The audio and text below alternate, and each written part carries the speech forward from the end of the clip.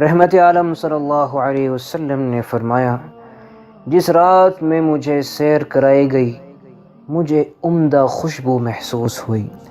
میں نے کہا، اے جبریل، یہ عمدہ خوشبو کیا ہے؟ انہوں نے کہا، یہ فرعون کی بیٹی کو کنگھی کرنے والی خاتون اور اس کے بچوں کی خوشبو ہے۔ میں نے کہا، اس کا کیا قصہ ہے؟ انہوں نے کہا، وہ ایک دن بنت فرعون کو کنگھی کر رہی تھی کہ کنگھی اس کے ہاتھ سے گر گئی، تب اس نے کہا بسم اللہ۔ بنت فرعون نے پوچھا، کیا تم نے میرے باپ کا نام لیا ہے؟ اس نے کہا، نہیں، یہ وہ اللہ ہے جو تیرے باپ کا بھی رب ہے۔ بنت فرعون نے کہا، کیا میں اپنے باپ کو خبر دوں اس بات کی؟ اس نے کہا، ہاں دے دو۔ چنانچہ بنت فرعون نے اپنے باپ کو اس بات کی خبر دی۔ پھر فرعون نے اسے بلایا اور کہا، کیا میرے علاوہ بھی تمہارا کوئی رب ہے؟ اس نے کہا، ہاں، اللہ تعالی جو میرا اور تیرا بھی رب ہے۔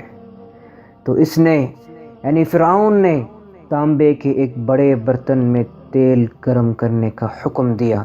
پھر اس نے کہا، دیکھ، ابھی بھی تیرے پاس وقت ہے، مجھے رب مان لے ورنہ میں اس ابلتے ہوئے تیل میں تجھے پھینکوا دوں گا۔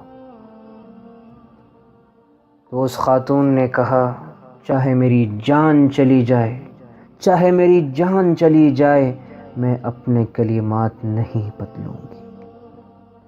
پھر فرعون کے حکم کے مطابق اس کے بچوں کو ایک ایک کر کے ابلتے ہوئے تیل میں ڈال دیا گیا، یہاں تک کہ اس کا ایک دودھ پیتا بچہ باقی رہ گیا۔ اس کی وجہ سے ایسا لگا جیسے وہ پیچھے ہٹ رہی ہے۔ ظاہر ہے کہ آخر کس طرح ایک ماں اپنے ہی بچے کو اپنے ہاتھوں سے ابلتے ہوئے تیل میں ڈالے گی۔ تبھی اللہ کے حکم سے دودھ پیتا بچہ بول اٹھا اور کہنے لگا، یا امہ اقتحمی فإن عذاب الدنیا اہون من عذاب الآخرہ۔